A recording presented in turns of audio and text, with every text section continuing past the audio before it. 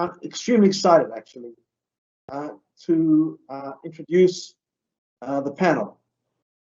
These are experts who will discuss the whole idea of the movement of ESG, environmental, social, and governance, their actions, kinds of disclosure that is important for corporations, particularly public companies. You'll hear dialogue on this from a unique perspective of different stakeholders, including a view from investors, and also the supply chain. So I could speak for hours, actually, on this panel and the expertise of this panel, but I'll try to be as condensed as possible. Jacob Gemmell is the Global ESG Portfolio Manager, and Kristen Wallander, the Sustainability Analyst at Swedbank, one of Henry Schein's large and long-standing institutional shareholders, and a firm that is committed to investing in good stewards of ESG. Jacob and Kristen have guided us on what's important to investors. We also have quite a few other very prestigious and key ESG investors. All of them have helped us be a better company. Alison Binns, who's the Executive Director of Sustainability Research at Morgan Stanley, an ESG corporate strategist, helping companies and institutional clients consider ESG risk, value, and focus, was also on the panel. Had the honor of participating in a panel with Alison a month or two ago, and was extremely impressed with her knowledge of the topic. Bob Biesterfeld is the president and CEO of C.H. Robinson. C.H. Robinson, of course, is a Fortune 500 provider of multi-modal transportation services and third-party logistics. And of course, a great company. But I have to take this opportunity to thank Bob in front of our team for the remarkable work that C.H. Robinson did for us during COVID, and in particular, moving PP&E products around the world. I would often be on a call with Jim Mullins and Jerry Benjamin and Mike Hughes and the team in Europe and say, okay, you found the product. How do we get it here? And I'd hear the horror stories about ports plugged up around the world. And Mike would always say, don't worry, C.H. Robinson will handle it on the ground. And they did. One remarkable situation that at some point would be very good to include in the history books of COVID. So Bob, thank you for what you've done. As you will listen to this discussion, we would ask that you think about your individual role. Each executive, all 400+ TSM's executives, I think it's close to 500 on this call, has a role. How can you personally contribute to helping advance our ESG action and disclosure goals? Everyone has a role. And we ask this because each and every Team Schein member has the ability to make improvements across the organization, whether it relates to promoting equality among our colleagues, managing climate risk, giving back to communities, or contributing new ideas for ESG principles and metrics. Of course, we have done this really as an organization from a values and a culture point of view. And that's great. We've made good progress. But it's now going to be growingly a requirement, an expectation of business leaders. We want our entire management team to be part of this important effort. So now let me ask Carolyn Borders to moderate this panel. Carolyn, as you know, is Henry Schein's Vice President of Investor Relations and played a key role with investors during COVID. Of course, we had limited disclosure that we could provide, but Carolyn made sure that our investors understood our commitment to doing the right thing for our investors and the other components of our mosaic of success. Carolyn, thank you for the work you, working with Stephen, your partner, undertook during COVID. So with that in mind, Carolyn, please. Thank you, Stan. Jacob, Kristen, Alison, and Bob, let me also thank you for joining us today for what I promise will be a very engaging continued conversation around ESG. Having the varied perspectives of this group is something that we as a team have been really looking forward to as we've been planning this event. Before we begin, I wanted to mention that we will take questions from our Team Shine members after the panel discussion. Team Shine, take a moment to locate the Ask a Question button in the Teams screen. You can enter your question at any time during the panel. Please also enter the name of the person that you want to direct the question to, whether that's one of our panelists, to Stan, or our ESG team. So with that, let's jump in. I'd like to start today with Swedbank, and first to you, Jacob. You've been a very large shareholder of Henry Schein for quite some time. Can you talk to us about the things that first drew you to Henry Schein and what has kept you invested, both from a traditional investment perspective and also as you think about our purpose-driven strategy? Sure, Carolyn. And first, thank you for inviting me to this panel. This is an important job to us to engage and trying to, at least from an outside view, talk about what we see as good stewardship and good investments for our shareholders in Swedbank. But I just want to start with saying that I consider myself a long-term quality business investor, and that's partially answer to your first question on what drove me to Henry Schein. And sort of trying to put some wordings around that is that I'm looking for businesses that have strong cash flow returns. And then I want to try to look on how the capital allocation decisions are made around those cash flows. And hopefully that leads to an increased economic profit over time. And philosophically, to me, that's the way you create value. Both from a share perspective and from a corporate perspective. So that's what drove me to Henry Schein, and that's what drives me of looking globally for business models that have those characteristics. And coming back to being a long-term investor, I think we have been invested in Henry Schein for the last 8 or 9 years. And this is for us also a journey of understanding and getting to know your strategies, your future work, etc. So we trying not only to say that we long term, we trying to act as long term. And in this case, we have seen both ups and downs, but we're trying to look forward and trying to think always about sort of what will happen next. The second part of your question, how ESG fits into this as well. This also comes back to our long-term thinking around investments, and we would characterize it up here in Scandinavia as, if you do this right, you increase your probabilities of succeeding in your business by thinking about what we can sometimes call as intangibles as well. And I think what happened over the last maybe 3-4 years is that investors have started demanded more information about it. And so I guess confusion sometimes is that if you start to collect the information, start to share the information, that is something that is good, at least for the part of the investment community that is very long term. I hope that answers your question. Absolutely, thank you. And I really do appreciate your comment about the intangibles and the value that is associated with those. I think that is critical to the ESG discussion. Allison, you have a very unique role sitting on the other side of the fence from the investment community and seeing the areas that investors are focused on. And by the same token, you also see how public companies are committing to ESG action and disclosure. And I think it's important to draw a distinction between action and disclosure because they are not quite the same, in my view. From your perspective, what are companies getting right and where might they look for opportunities to improve? Sure, thanks for having me.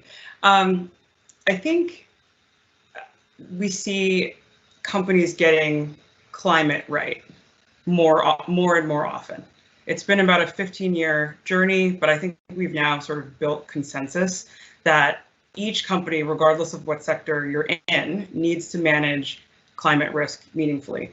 It wasn't until about a year to 2 years ago that companies really started thinking about the social factors as being meaningful drivers of corporate responsibility and ESG. And I think there's a huge opportunity for companies to be more transparent about human capital management processes, about other social risks like in the supply chain, human rights, et cetera.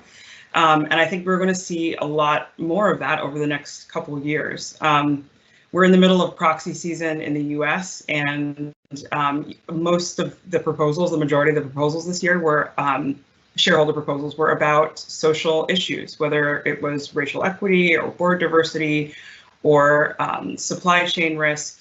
And so I think as companies get more and more of these proposals, you'll see an acceleration in disclosure as well. And Allison, if I can ask, what is your perspective on the evolution of the terms CSR and ESG? So I think I see it a little bit differently. CSR was a term, I feel like, that was coined to help corporates understand sort of their role in society, and was much more tied with corporate philanthropy. But investors generally don't care about corporate philanthropy unless it is going to affect their business. So corporate philanthropy that is strategically aligned with your business model. You know, the famous business school case is Colgate. Like Colgate stopped just giving money away to communities, and they started giving away free dental care and like free miniature Colgate products, right? And so you're building your brand equity while also, you know, doing good in the community. Now, ESG is how investors look at the drivers of risk and value for a company, right? So this isn't philanthropy. This isn't, you know, sort of the right thing to do necessarily, or although there's still obviously values investing, which is very much tied to sort of the right thing to do. And so I think, you know, investors are looking to take those intangibles and connect them to business outcomes. So for instance, you know, we talk a lot about diversity. Investors don't care about diversity necessarily because it's the right thing to do. Diversity has been shown repeatedly in oodles of academic studies to lead to better decision making, so lower risk and incremental value creation, because it is also tied to innovation. So I think the more diverse perspectives you have in the room, the better the outcomes will be on the other end of it, right? Organizational culture, which is huge at Henry Schein and has been a focal point, and employee engagement is a focal point.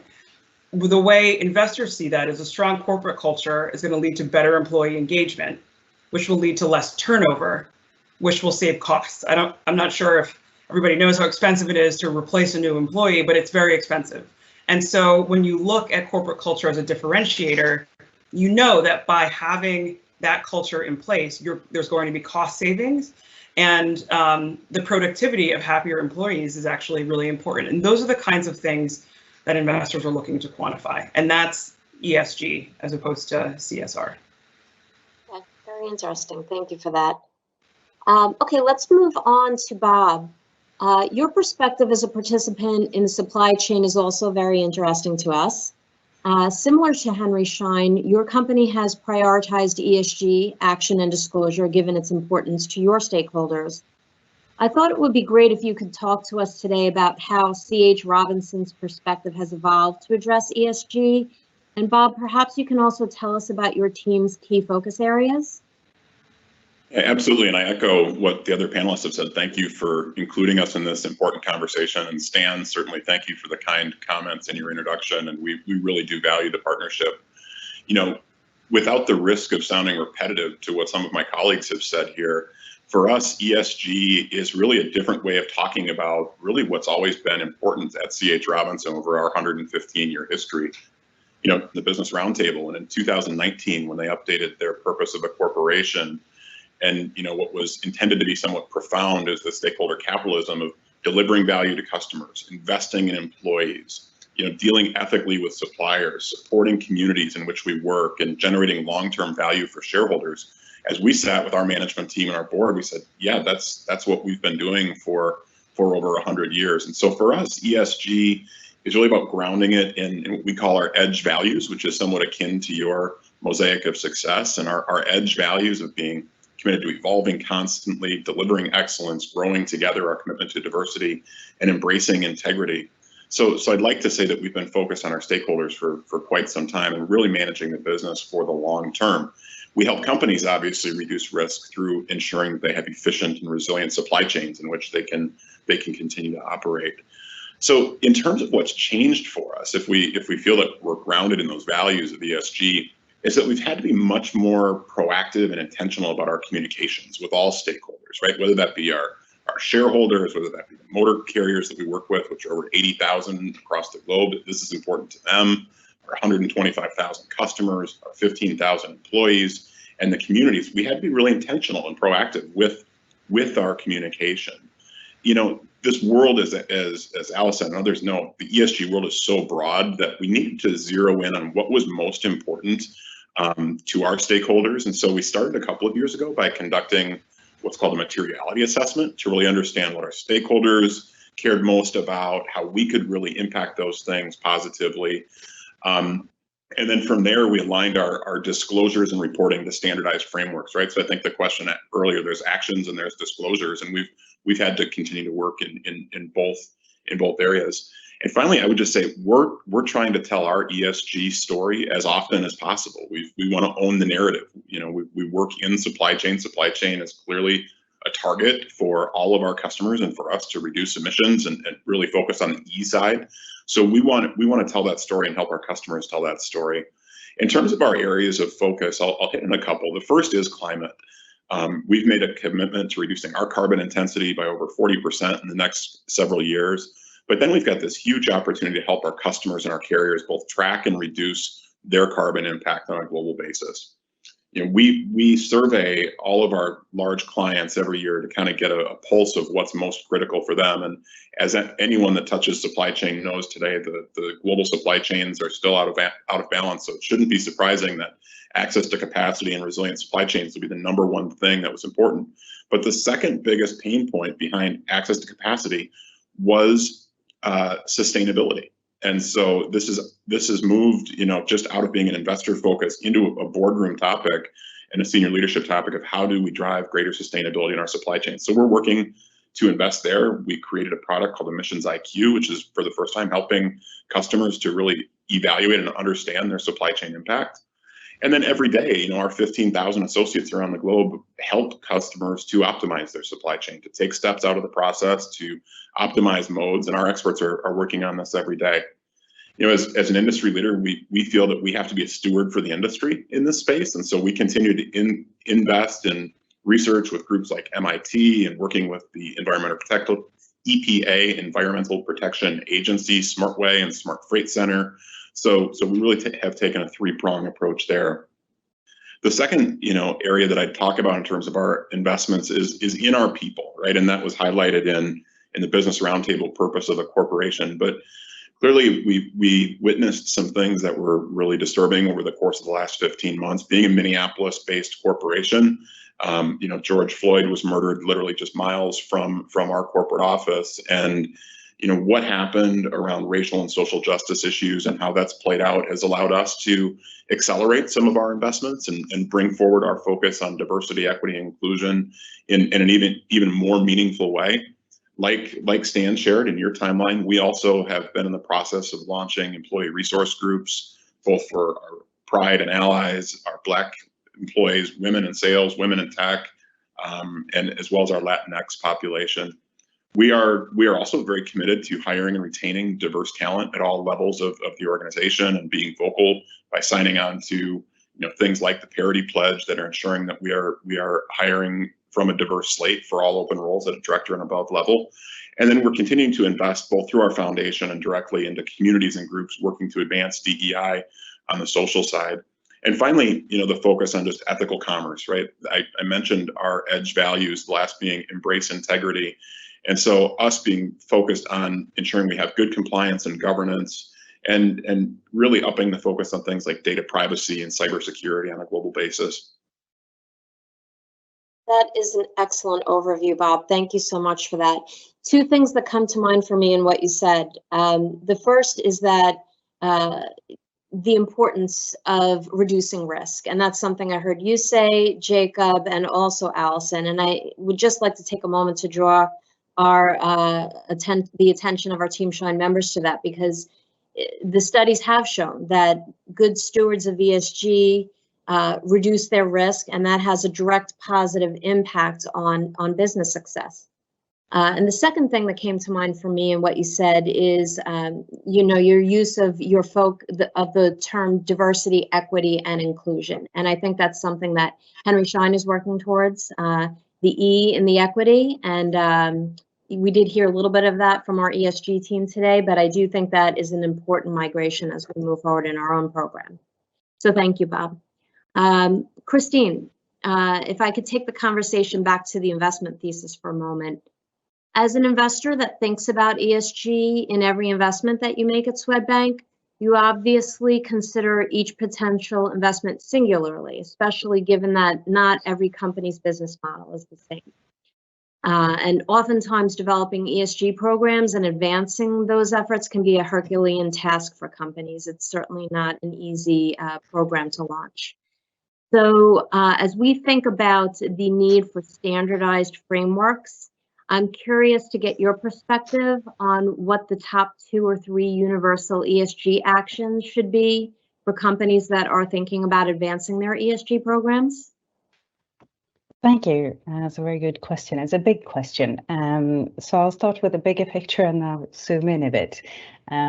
So when I analyze a company on sustainability, I try to understand the whole value chain, because I don't just look at a number that is a supplier on ESG data has given us, because it doesn't say that much. You can't compare companies. So I'll get to that soon. So I'll try to understand the whole value chain and see is the company in product design, extraction, manufacturing, assembly, logistics, or marketing or sales, or user phase, or end of life. And if a company has limited manufacturing, they usually have a larger supply chain. And I think there are 2 areas within ESG that I think is universal for most companies. It's climate and human capital. And you mentioned both, many of you previously. But it's not just for the company, it's for the supply chain as well. You can't just look at the CO2 emissions for your own operations. If you have a large manufacturing base on the supply chain, you have to take that into consideration as well, because nothing disappears in this world. Everything is still being emitted. It's not just the company that does it, it's the suppliers. So it's important to think about the whole value chain of the company. And Jennifer mentioned a few standards here as well. Both SASB and GRI and Science-Based Target and TCFD are the standards that I think we're moving towards. But also not just for the company. A lot of companies are now pushing their suppliers to adopt to science-based targets as well and report according to SASB and TCFD. So moving a bit broader as well. And with regards to human capital, it's both, as we heard, it's very time consuming and costly to employ new personnel. So it's important to attract and to retain the people that you have and also have a diverse workforce. And it's important with human capital development in the supply chain, more of health and safety and even human rights in some countries, because you're not even there with diversity or attract and retain. It's about having the minimum wage and not have child labor and things like that. So you have to look a bit broader there as well. You can't just shift the problem to someone else. Absolutely. And your point about the entire value chain, I think, is not lost on many of us, because there are things that are within your control, and then there are things that you need to look at as a business in terms of the partners that you work with. And so that's why scope 1, 2, and 3 disclosures are really so important. And we do report on that in our CSR and sustainability report. So if, Bob, I could go back to you for a moment. It really goes without saying that the human and economic toll during these unprecedented times has been extraordinary. Can you share how the pandemic has shaped your thinking about supply chain resilience? And also, how do you feel that a commitment to ESG supports resilient supply chains? So clearly we all saw over the course of the last 15 or 16 months the impact of this global health pandemic and the importance of supply chain resiliency. You know, I'm certainly humbled to be leading this organization as we helped many companies lead through these really challenging times. And whether that was the distribution of PP&E, whether that was medical supplies or hospital beds, cleaning supplies, or, you know, dare I say toilet paper, because at the onset of this, we were all searching for that, or just ensuring that we had the opportunity to help grocery and retailers keep shelves stocked, and today helping to move ancillary, you know, supplies for vaccines. So we had the opportunity to view, you know, supply chain resiliency across really a spectrum of sizes of shippers and customers, and even looking at, you know, as here domestically in the United States, as PP&E was needed at such high levels and it was deferred back to the states. Many of the states simply just didn't have the infrastructure or the experience to actually, you know, aggregate these purchases and figure out ways to distribute them. So we saw varying levels of expertise and performance. If I think about the 3 pillars of decision making that we used as an executive team to manage through this, the first we said was at all costs we were going to protect our employees' health and safety. That was critical point number 1. The second is that we had to ensure the resilience and reliability of our customer supply chains, because we knew it was inherent on us to ensure that products got to where they needed to be when they were most needed. And third, we said we were going to continue to focus on protecting our employees from the economic impacts of the pandemic. And in reflecting on those, I feel very good about how the team performed.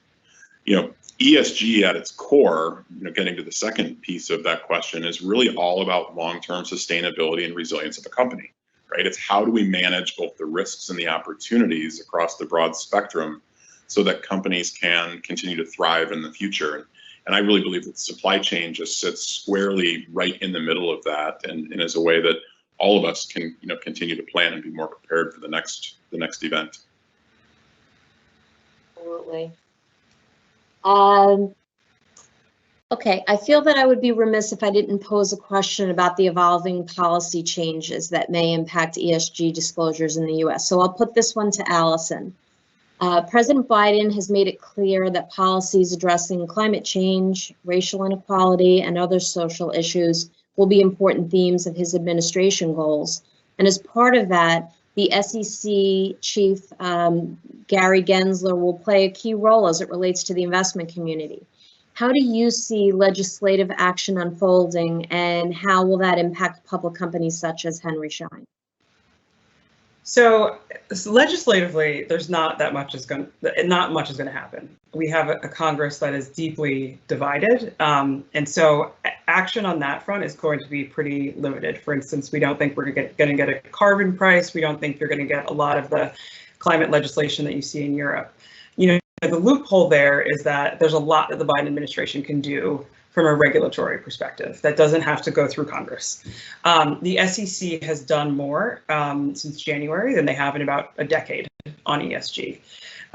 They now have built sort of ESG subject matter experts into every single department, including the Division of Examinations, which is really important.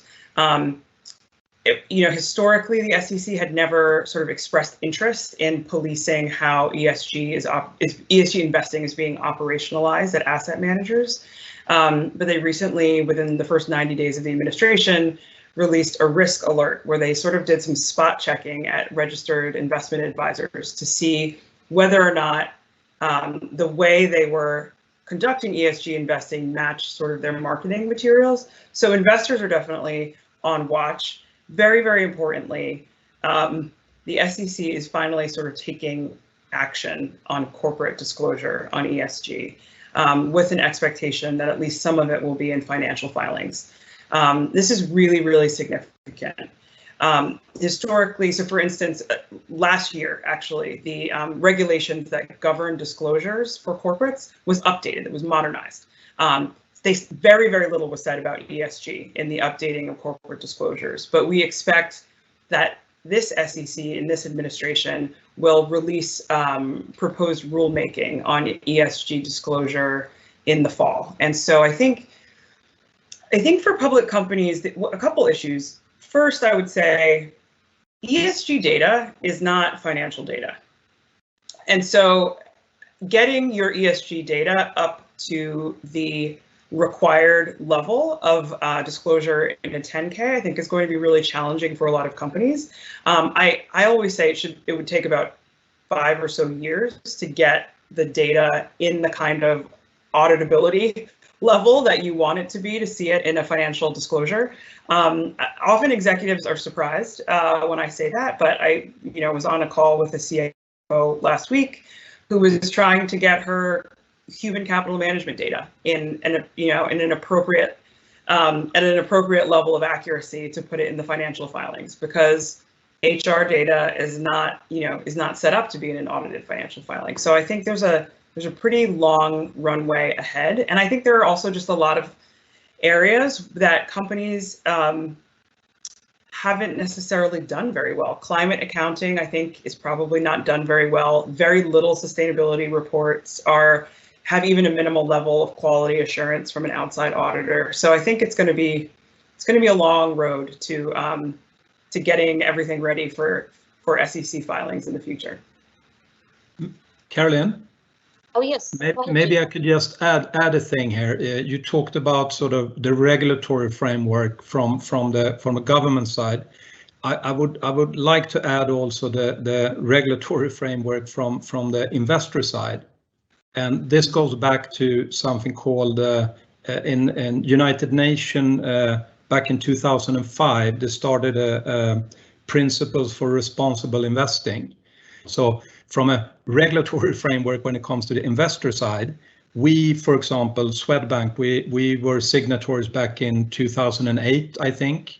So this is important to us, and we have signed sort of the principles that this is something we should incorporate when we invest in money, especially for asset owners and other entities. So that's just a side note. I think it's an excellent point that you add, and the truth is that a lot of the advancements in ESG had started in Europe and ended up migrating into the US and in other global regions. So it's certainly been an area to follow as we look to advance our efforts. So thank you for that.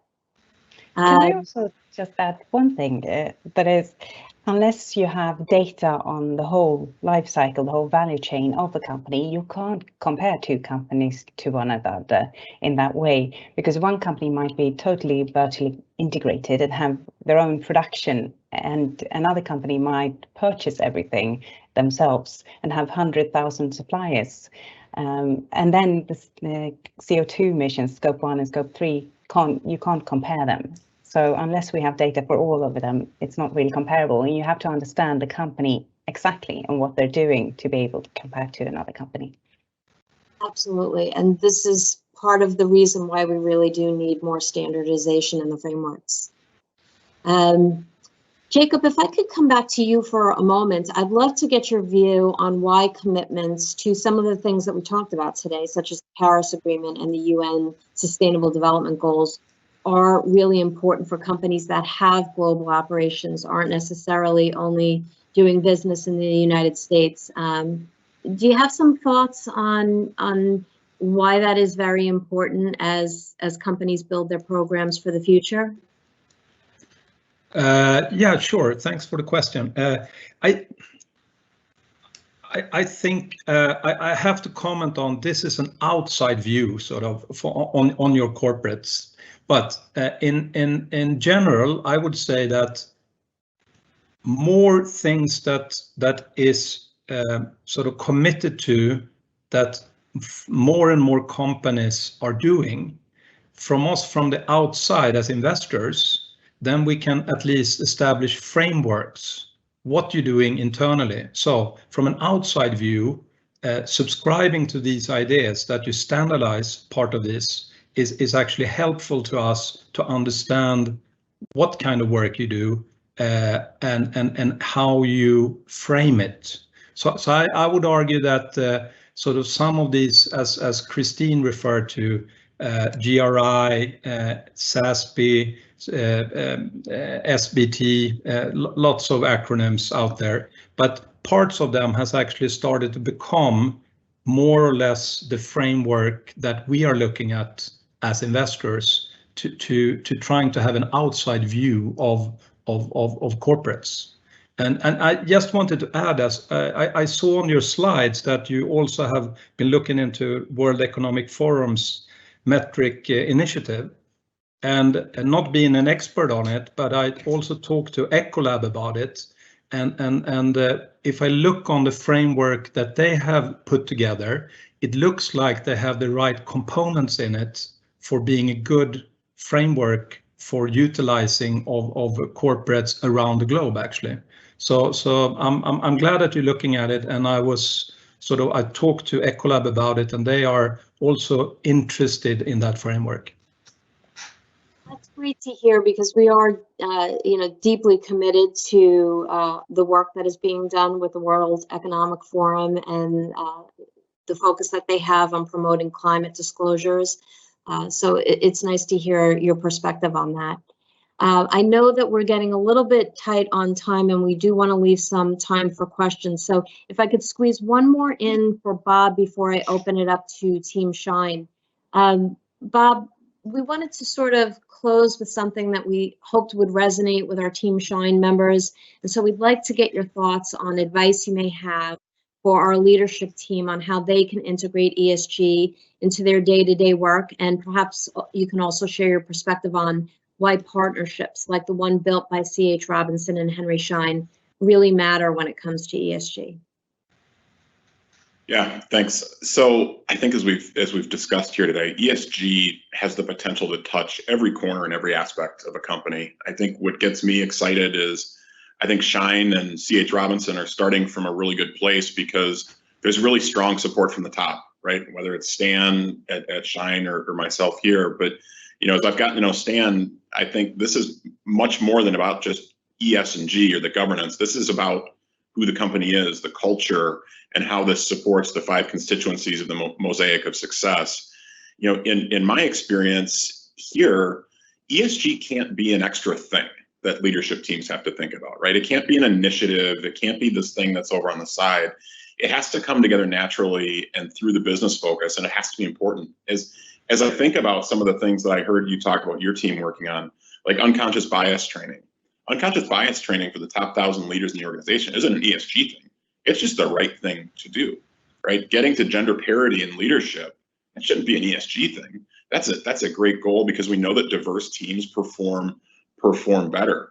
So I think, it can't be about ESG initiatives. It's just about doing the right thing as an organization. My other observation is it can't just be a C-suite thing, right? This can't just be about the C's and P's, as we call them here at Robinson, the chiefs and presidents. It has to be having a deep understanding of those stakeholders and what they think is most critical, and then taking ownership of those and telling the story, right? Because that's part of the fun of this journey, is being able to tell the story about all the great things that our companies are doing.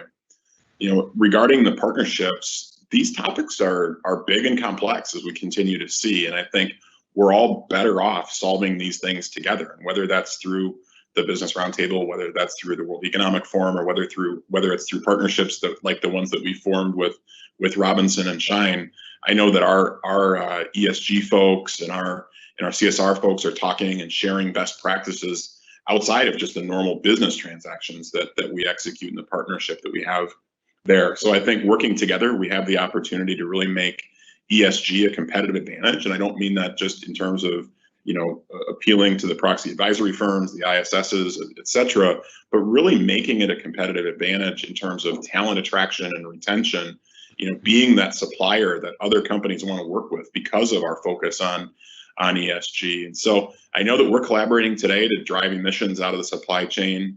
We've done some really important work together, like moving PPE into India and into Brazil where it was needed most.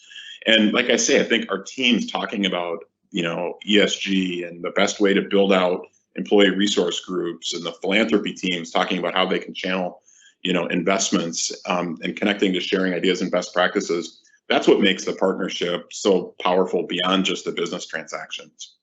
So, super proud of where we are today, and candidly really excited to see where we go from here. Thank you for that. And so now I'm taking a look at some of the questions that we have in the queue. The first one is actually for Stan Bergman. Stan, Jean-Francois Carmichael has asked about our M&A strategy as it relates to diversity and inclusion, and how we structure taking products that might first be customized for our domestic audience, English speakers. How do we think about D&I as we are building out our product roadmap for acquired companies? Thank you, Karen. That is a very good question. And I would suggest that we spend some time addressing that particular question, because I don't want to take up all the time. We have a program of supplier diversity that is quite active, and we are actively investing in the developing world. Not sure if we're doing what we could do in investing in communities that are disadvantaged domestically. It's something I think we would like to pursue, but we are pursuing that on the vendor supply side, on the supplier side, in quite an active way. One of your colleagues, Seema, is driving that initiative, see one's out. So if we could perhaps address that specifically, and we're happy to share that response with everyone participating in the call today, all TSM managers, but it's a complex answer. And the question actually spurs me on a little bit to ask our M&A people what they are doing to address this. And I guess this is the purpose of this panel, gives us ideas. Okay. So our next question is for Swedbank and Morgan Stanley. Are you beginning to see any correlation as of yet between ESG funds and higher returns on investment or lower volatility relative to non-ESG funds? So the answer is it depends, but also yes. So you saw less volatility through the market disruption last year in a number of ESG funds, and particularly the MSCI sustainability leaders. And I think that's something, obviously, that more and more sustainability funds are coming on. They all have different strategies, there's a diversity of strategies, but when you look at best-in-class companies, they were less volatile through the market disruption last year. I would agree with that observation, and maybe add that sort of it's been a little bit of a flow situation as well. We've seen a tremendous inflow in ESG labeled products, and that sort of supply-demand dynamic could make some volatility around that. But over time, but this is probably my bias as well, I would argue that this is the first time you probably can say quality next to ESG. And so I would argue sort of over time, I think you can, instead of talking about value and growth in the market and talking about funds of that character, you can start to talk about quality rather than value and growth. And over time, at least historically, we have observed that quality beats both value and growth as an indicator of returns for the future. Thank you, Jacob. Karen, just a quick, there are, I think, 2 Harvard studies and a Babson College study, unrelated to the concept of ESG per se, but directed at companies that are socially responsible. And there are specific results showing that the return on investment is greater for these kinds of companies. The Centre for High Ambitions, of course, has been active in publicising this information. So happy to share that too with the team and everyone on this call. But it's not defined as ESG, it's defined as socially responsible company. Interesting. Okay, great. And for Jacob, are you seeing any new elements under either the E, the S, or the G that you think will become a focus that perhaps isn't really considered today? Is there something on the horizon that will come into the equation for public companies in terms of disclosures? Nothing that comes to mind, but I would echo what Christine mentioned earlier. I think if you think about in a broader perspective, climate and human capital, I think these two areas will hopefully be more disclosed and also be more sort of investigated from the outside view, but also from the inside view of corporates. So I would hold these two sort of parameters as ones that will be developed and we will dig into further.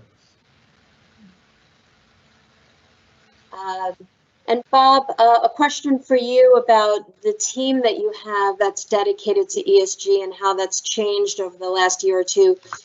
You mentioned that you have a team, broadly across the organization. Is that something you envision continuing to invest in?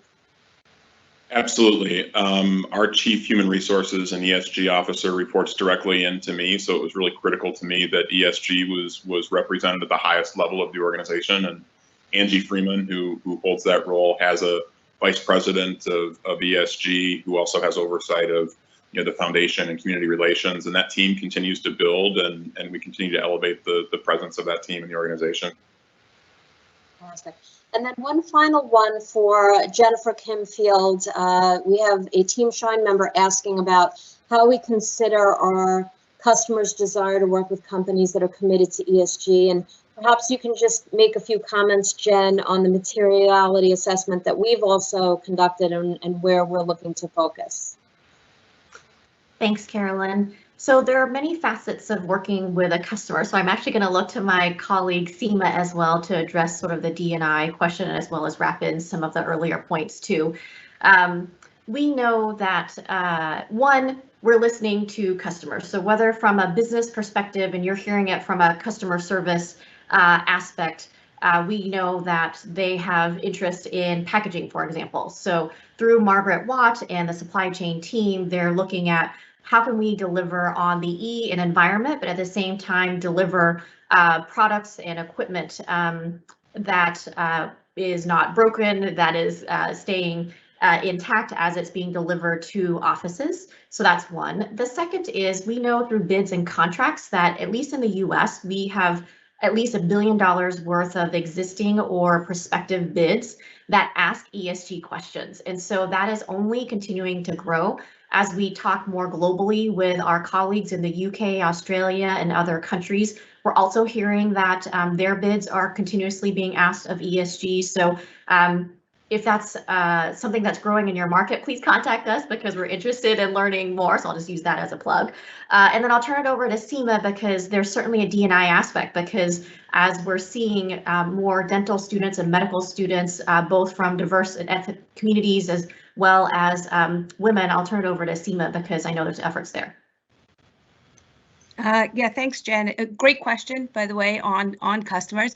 I will say a number of things. Our larger customers certainly have chief diversity officers, and this is really related to the diversity and inclusion piece. And that's because the profession has changed over the years. And what we're seeing now is that the majority of people graduating from dental and medical schools consider themselves diverse in some way. So whether they're women or an ethnic minority, we're seeing around 70% come from that place of diversity. And so it's critical for us to make sure that we are we are reflecting our customers' interests. And this isn't just true in the United States. This is true globally. We can't track ethnicity globally for privacy reasons, but from a gender perspective, we're seeing upwards of 60% of dental school graduates are women. And so critical for us as a company to engage in those conversations and to make sure we're understanding that part of our customer base. Thanks. Well, so before I hand it back to Stan, if I could sneak one more in for Allison, and this is a question for me. I'm starting to see more sell-side analyst reports adding a section that talks about a company's ESG stewardship. And so is that something you're starting to see replicating throughout your industry? Yes, definitely. That is that's the holy grail of sell-side research, is figuring out how ESG factors, again, are driving risk and value for specific stocks. Which ones are exposed to sort of, new market pricing for ESG factors. I think, again, as I said earlier, as human capital management starts to, those disclosures start to pick up, I think, investors are looking forward to being able to differentiate companies on those criteria. So yes, certainly a lot more ESG coming from our fundamental analysts. Fantastic. So thank you, Stan. I'd like to hand it back to you now. Really appreciate what you're doing to communicate our ESG work outside of the company, but also the key role you're playing on the ESG team internally. And of course, Jacob and Kristen, thank you. You're always there to guide us on best practices, and our team enjoys working with you. Allison, I enjoyed being on your panel some months ago and enjoyed your remarks again today. And Bob, the work you're doing to partner with our supply chain, of course, from a day-to-day point of view, is fantastic. I know you have this new dashboard concept, which our team enjoys working with, and the fact that we're so aligned on social responsibility on our ESG work makes for a really solid partnership. So thank you all. This was, of course, a most engaging discussion. There's a lot of energy in the company and outside around 5 constituents that make up the Henry Schein Mosaic success, doing well by doing good, leading into the world now of ESG, which is going to be very, very complex from a metrics point of view. There'll be regulation brought in. I just hope that the regulation understands that metrics themselves deals with the concept that metrics themselves don't tell the story. For example, in D&I, the D is important, but really the I is actually more important, and that can't necessarily come out from a metric. This is truly a journey that requires commitment from panelists, from us at Henry Schein. And as I noted earlier on, would hope that we could have deep engagement by every single Henry Schein manager. We have roles for ESG champions in many functions. We've got significant sustainability decisions we have to make. And I really think that this panel we just had will spark engagement, and hopeful that it will, amongst every participant in today's meeting and those that could not make it but will hear the recording. So if you are interested in joining an environmental sustainability group, any of the social responsibility activities, the D&I activities that we're undertaking, please reach out to the Henry Schein Cares email address on the screen. You can reach out to Jennifer or any of the panelists you heard today, or any of the internal managers that participated today. So thank you in advance to the team for your support, and to the panelists, really thank you for the time you've given us and for your commitment to making the world a better place. Thank you very much.